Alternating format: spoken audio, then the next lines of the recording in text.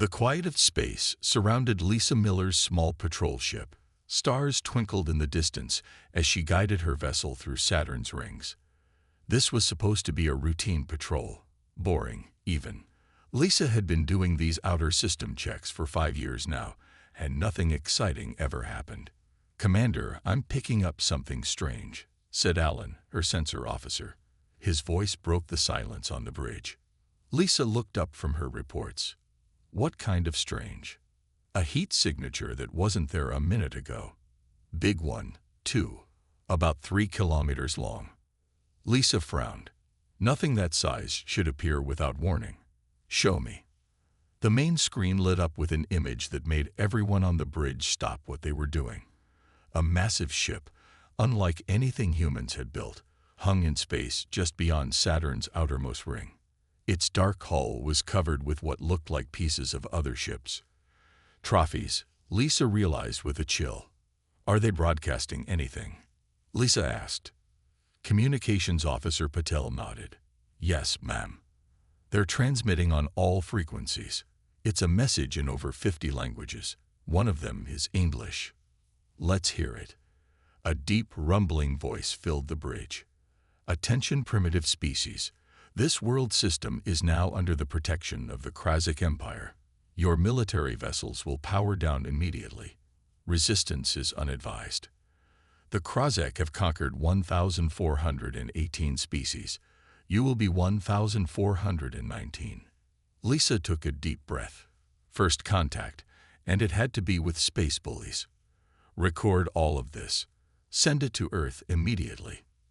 "They're scanning us," Alan reported. "Their technology is, well, it's way beyond ours, Commander." "Open a channel," Lisa ordered. When Paddle nodded, she spoke clearly. "This is Commander Lisa Miller of the Earth Defense Fleet. We welcome peaceful contact with other species, but we do not surrender our sovereignty."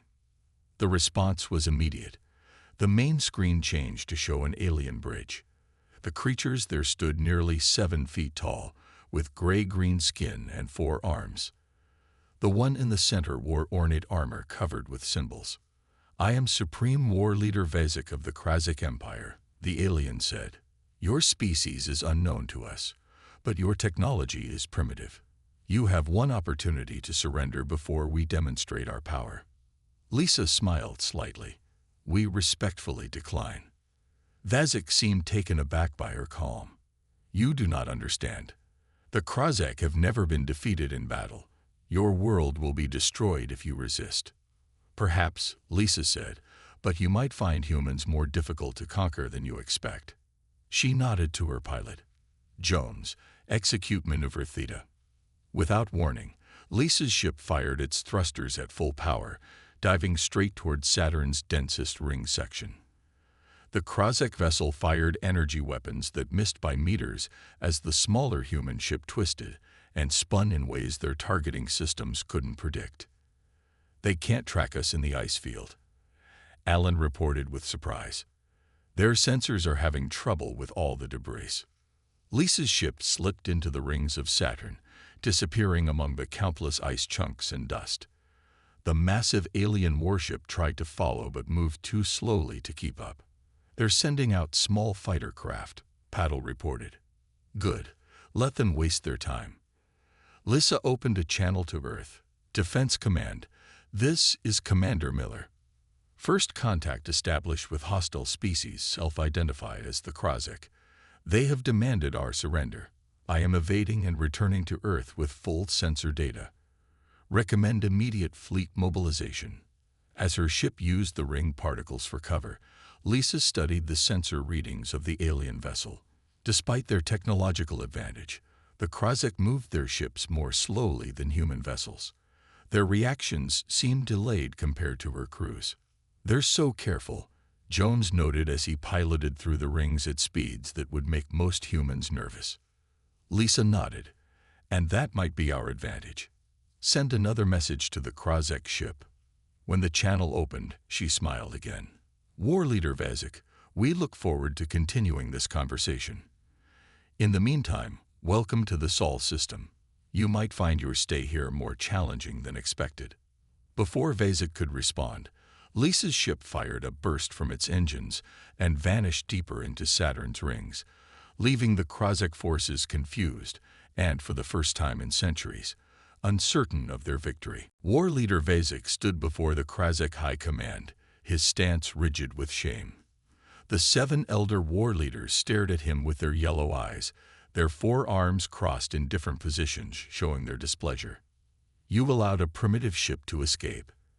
asked Elder Krozek, his voice low and dangerous. "The human vessel moved in ways our systems could not track," Vazek explained. "Their maneuvers would kill any Krozek pilot. The G-forces alone." "Excuses," hissed another elder.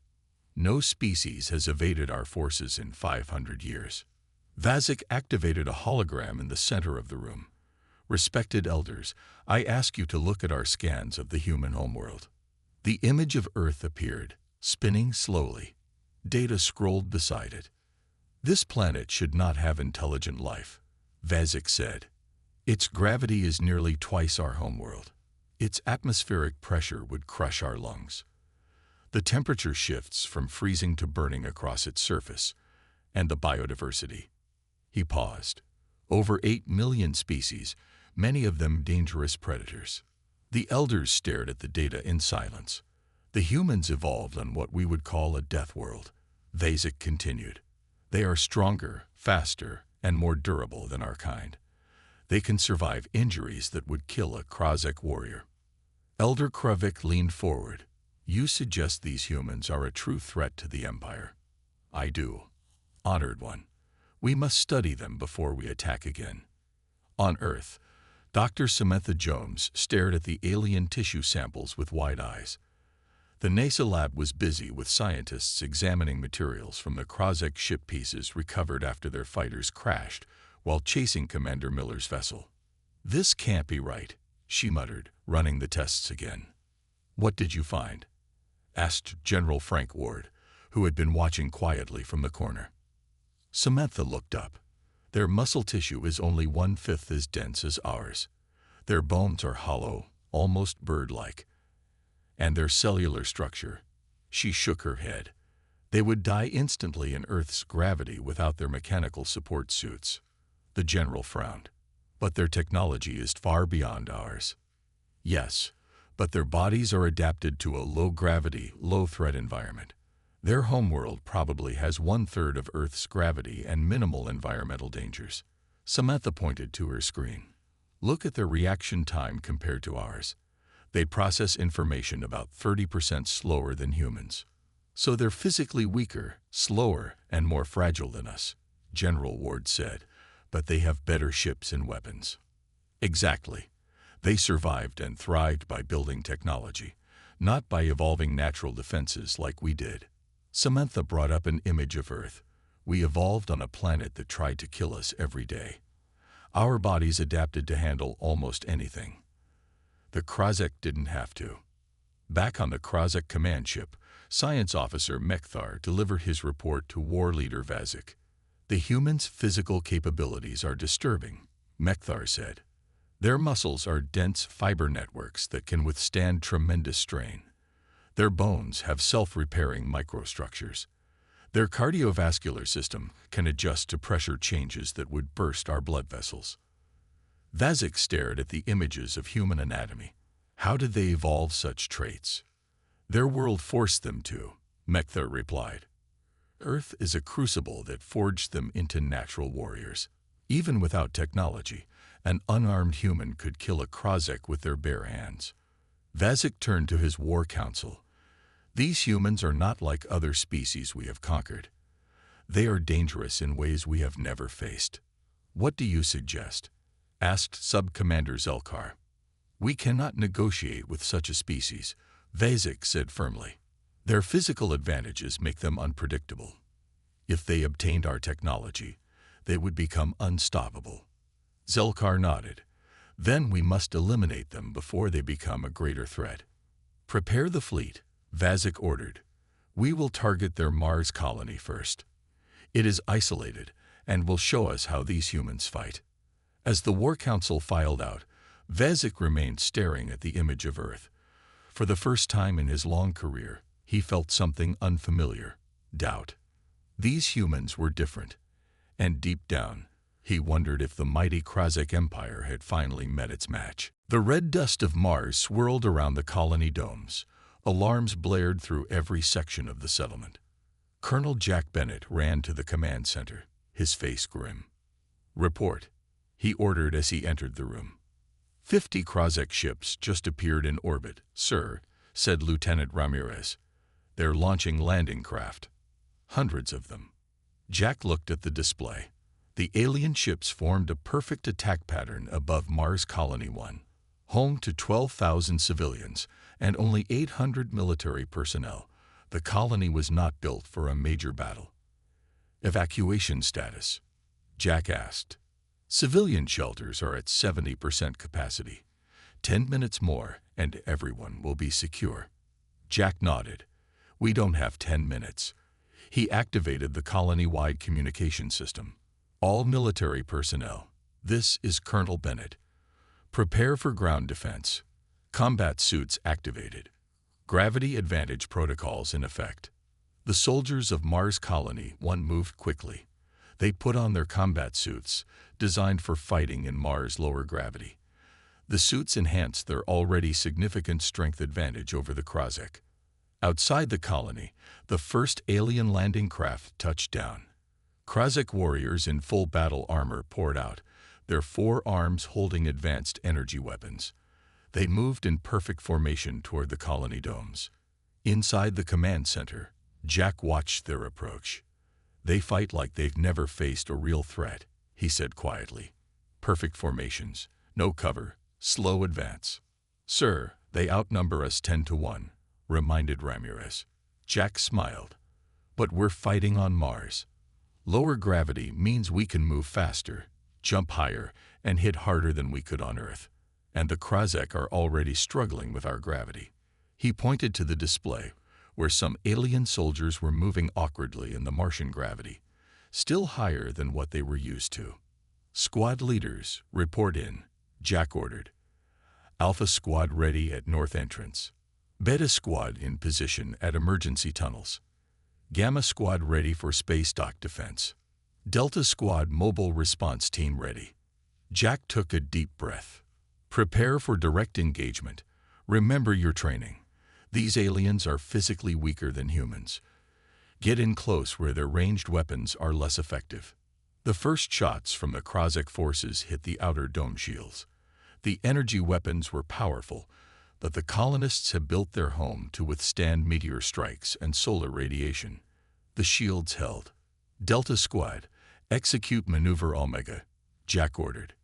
Outside the dome, 20 soldiers in combat suits burst from hidden bunkers behind the Krasek forces. Using jump boosters designed for Mars gravity, they leaped incredible distances, covering ground faster than the aliens could track with their weapons. The Krasek turned in confusion as humans seemed to fly over their heads, firing precisely aimed shots at weak points in their armor.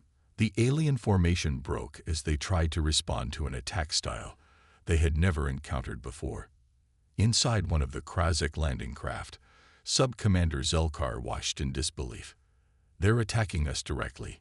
No species has ever attempted close combat with Krasek forces." On his display, he watched a human soldier take a glancing hit from an energy weapon, a hit that should have killed any being. The human stumbled, then kept fighting, blood seeping through their suit. "Impossible," Zelkar whispered. The battle raged for 3 hours. The Krasek forces, despite their superior numbers and technology, found themselves in chaos. Human soldiers used the Martian environment against them. Sudden dust storms, underground tunnels, and the lower gravity that let them perform combat moves the aliens had never seen. By the 6th hour, Jack Bennett stood in the command center, his suit damaged but his spirit unbroken. "Status report. 3 Krasek ships captured intact, sir," Ramirez reported with amazement in her voice. 700 alien casualties. 400 prisoners taken. They're retreating. Jack looked at the display showing the Krasek fleet breaking orbit. "Send word to Earth. Mars Colony 1 is secure. The enemy has retreated. He paused. And tell them we've acquired some very interesting alien technology to study. In his command ship, War Leader Vazik received the unthinkable news. For the first time in 500 years, a Krozek attack force had been defeated. As he stared at the battle recordings, he saw humans moving faster than his warriors could react, fighting with injuries that would kill a Krozek, and using tactics no sane species would attempt. The humans were not just physically superior.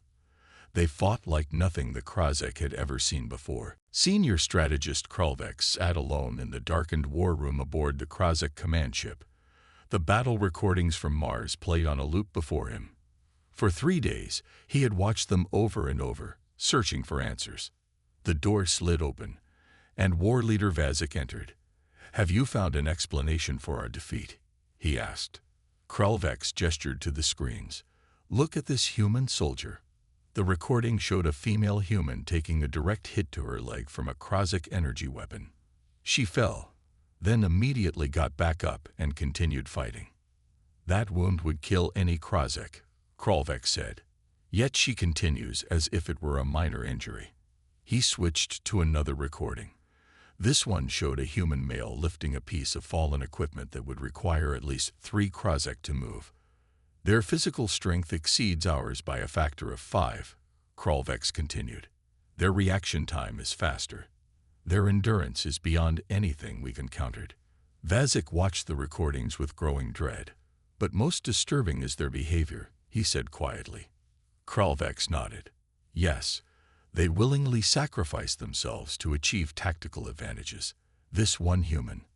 He pointed to a soldier who had drawn fire to allow others to advance. He knew he would die, yet he did it anyway. "No rational species behaves this way," Vazik said. "It defies all military logic.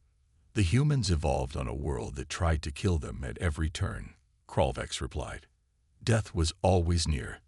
They learned to accept it in ways we never had to." On Earth, Dr. Eric Patterson carefully examined the Krozek technology captured at Mars. The alien ship components were spread across his laboratory at the Pentagon. A team of 20 scientists worked around the clock, studying every piece. "Their material science is centuries ahead of ours," Eric told General Ward.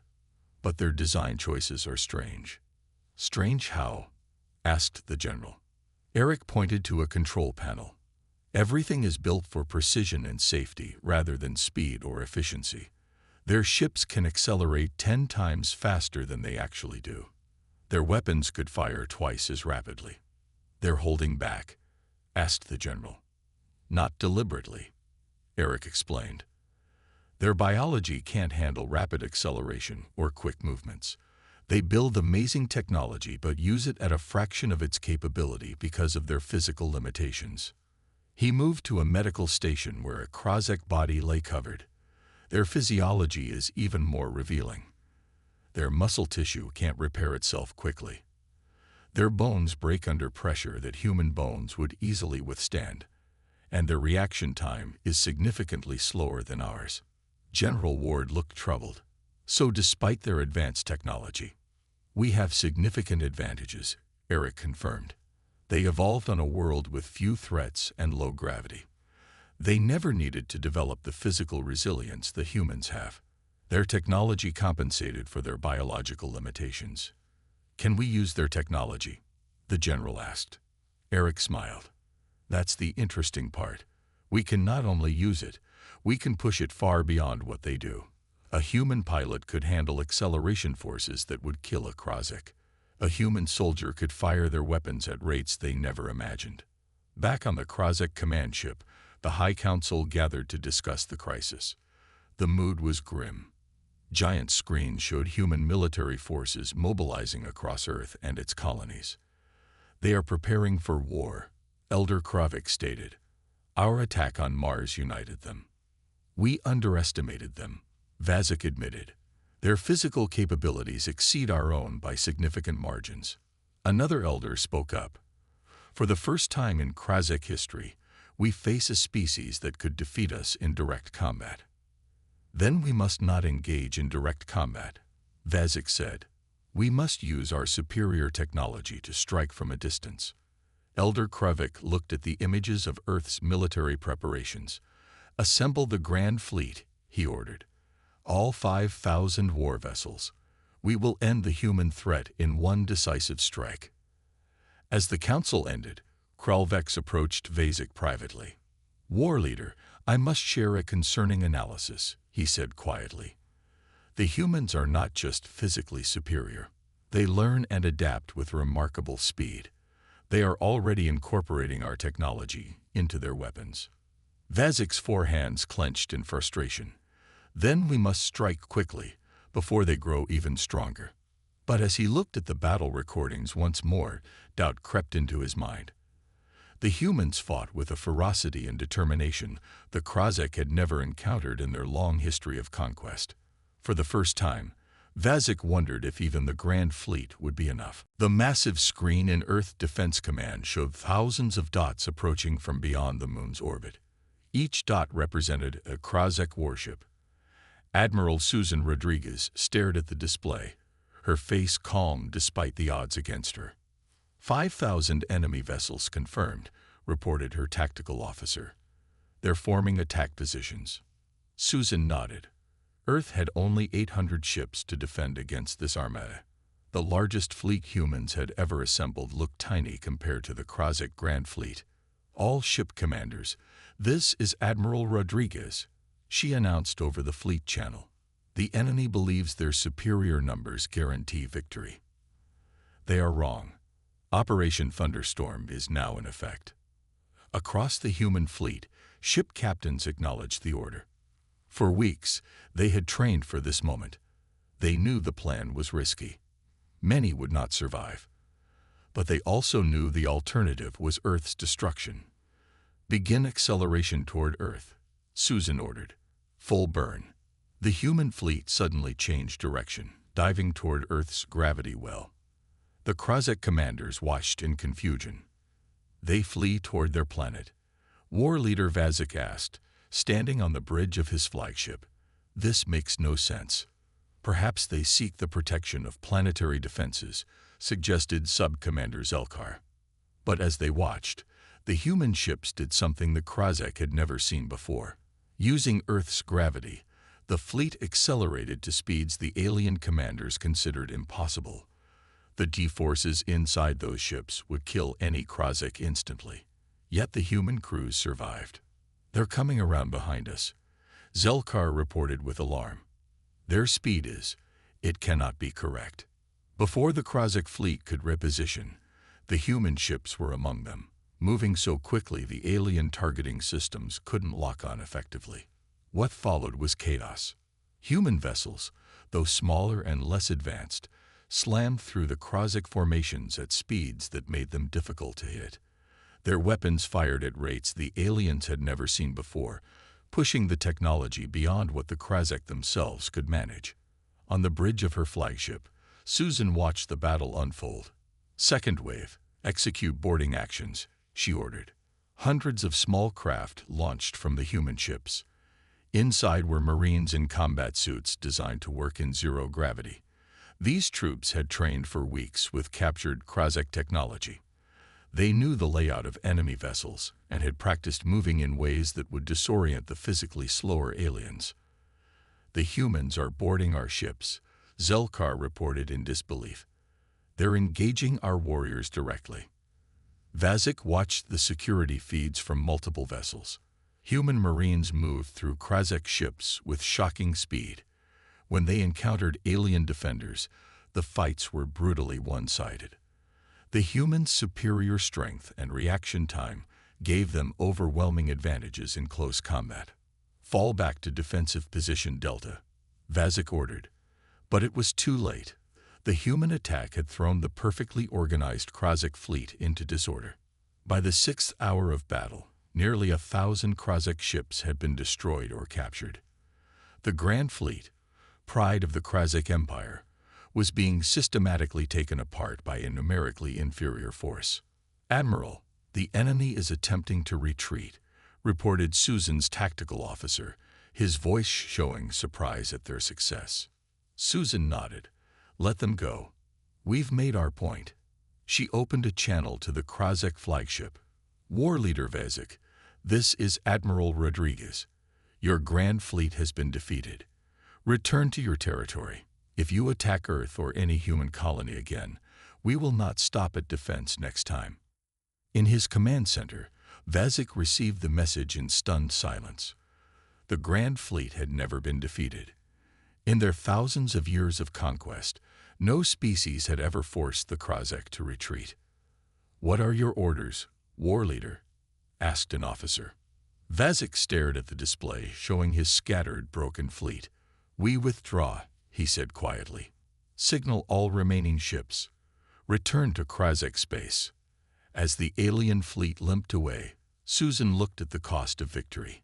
Nearly 200 human ships had been destroyed. Thousands of brave men and women had died. But Earth had survived. "Send word to all colonies," she ordered.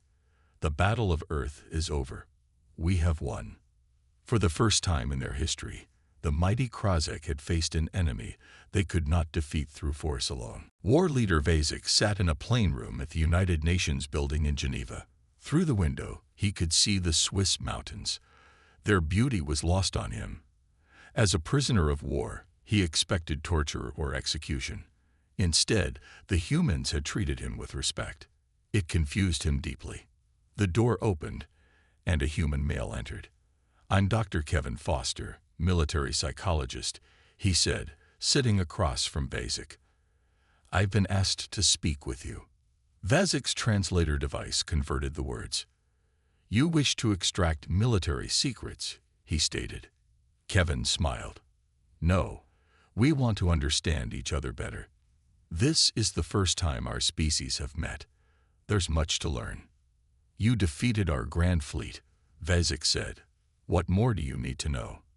"Why you thought you could defeat us," Kevin replied simply. "And why you feared us enough to attack rather than communicate." Vazek was silent for a moment. "Your world, we call planets like Earth death worlds. No intelligent species should evolve in such conditions. High gravity, extreme temperatures, countless predators, natural disasters. Yet you not only survived but thrived." Kevin nodded. "What you consider extraordinary is normal for us. Humans evolved through challenges. Our bodies and minds adapted to overcome them. When we scanned your planet," Vazek continued, "we saw a species that could destroy us with their bare hands. Your physical strength, your endurance, your willingness to risk death. These traits make no sense to Krozek." "Because your evolution was different," Kevin said. "Your world had lower gravity and fewer threats. You developed technology instead of physical adaptations." Vazek leaned forward. "How do humans function in Earth's environment? The pressure alone would crush Krozek lungs."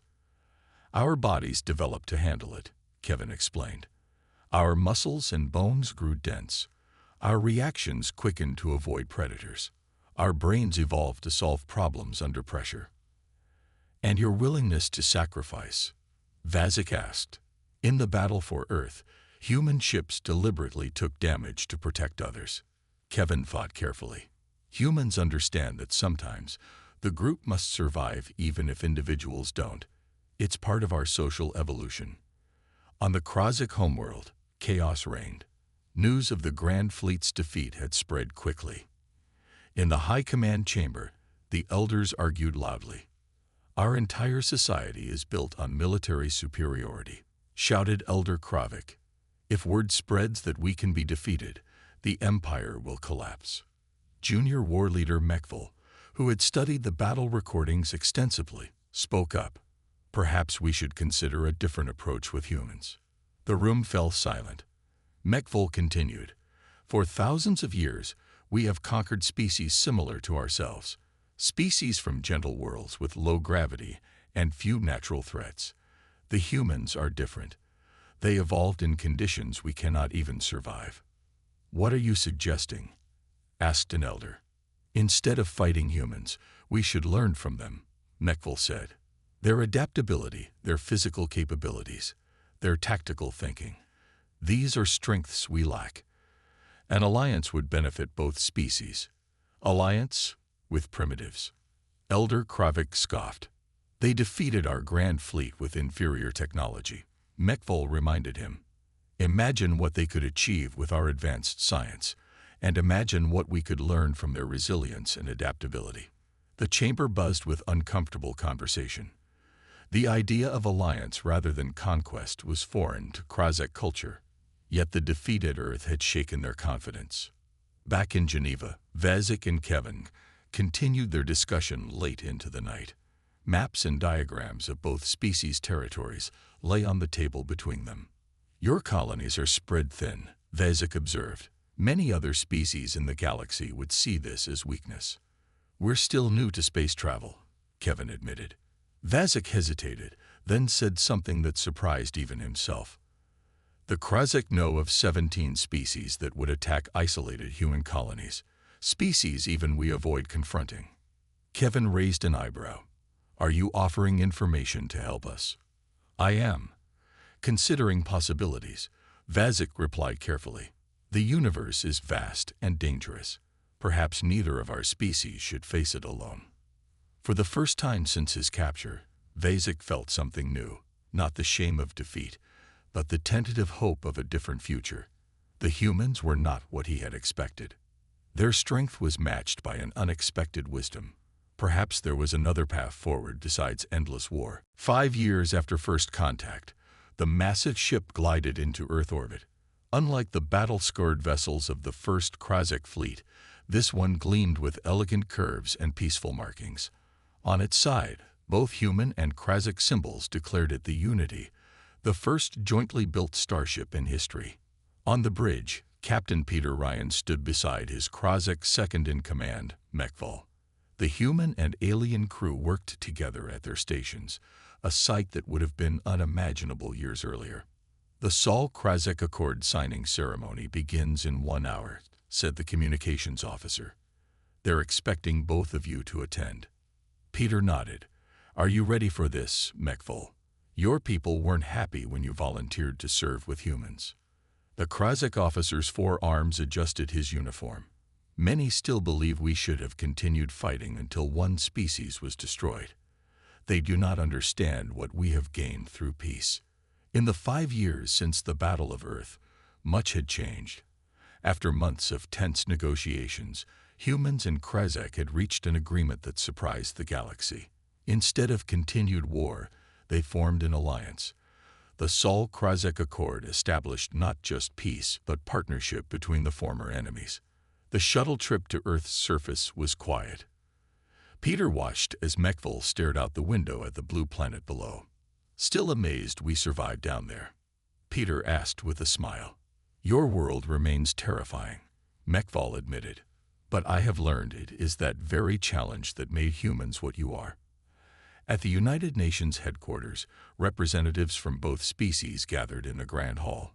Former war leader Vazik, now Ambassador Vazik, stood beside Admiral Rodriguez at the center stage. Behind them, a document displayed on a large screen listed the terms of their alliance. 5 years ago, we came as conquerors, Vazik began, addressing the crowd. We believed our technological superiority made us invincible. We were wrong. He turned to look at the human delegates. Humans taught us that true strength comes from adaptation, from facing challenges rather than avoiding them. Admiral Rodriguez stepped forward. And the Krazek showed us that technology without wisdom can lead to destruction. Together, we have created something greater than either of us could achieve alone. With ceremonial pens, they signed the document. The room erupted in applause. Later, at a reception on the Unity, Peter found himself in a quiet corner with Mekvol and Dr. Kevin Foster, who had first opened meaningful dialogue with Vazik years before. What happens next? Kevin asked. The rest of the galaxy is watching this alliance with concern.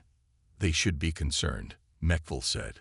For thousands of years, the Krazek were the most feared warriors in the galaxy.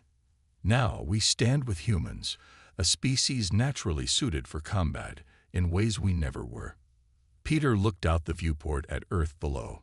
Other species have already approached us for protection. They fear what the Krazek might do next. They do not understand, Mekville said. This alliance has changed us both. We learn adaptability from humans. You gain our technological knowledge. The ship's alarm suddenly blared. Peter's communicator activated. Captain Ryan to the bridge immediately. On the bridge, the main screen showed a massive unidentified vessel appearing at the edge of the solar system. Unknown design, reported the sensor officer. Not matching any known species in either human or Krozak databases.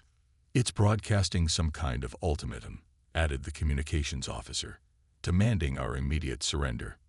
Peter and Mekville exchanged glances. Shields up, ordered Peter. Alert Earth Defense Command.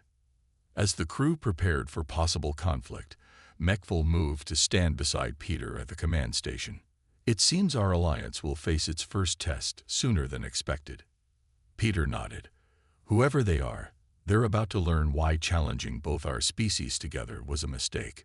Around them, human and Krozak crew members worked in perfect coordination, combining human intuition and physical capability with Krozak technological precision. As the unknown ship approached, Mekville turned to Peter and spoke what had become the unofficial motto of their alliance. The galaxy feared us. Now they fear us together, and for good reason. Peter smiled grimly as the Unity moved to intercept the new threat. The elite alien warriors had once feared humans. Now, standing together, they would show the galaxy why that fear had been justified.